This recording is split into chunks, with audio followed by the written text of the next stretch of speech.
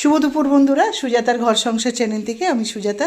তো দেখো বন্ধুরা, আজকে আমাদের লাঞ্চে কী বানিয়েছি সেটা তোমাদের সঙ্গে শেয়ার করছি। আর আজকের সেটা দেখাচ্ছে আজকে কী দিয়ে। তো দেখো, প্রথমে দেখাই ভাত, আর ওইদিকে দিদি খেতে বসে গেছে। আর করেছি বেগুন ভাজা। দেখো, খুব তাড়াহুড়ো করে করছিলাম।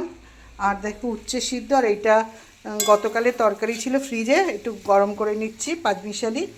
আর করেছি আলু ফুলকপি দিয়ে কাতলা মাছের ঝোল। কারণ কি বন্ধুরা, আমি আজকে বেশি কিছু রান্না করতে পারিনি। আমি আজকে গেছিলাম ডাক্তারখানায় ডাক্তার দেখাতে। তা আস্তে আস্তে প্রায় 12টা বেজে গেছে।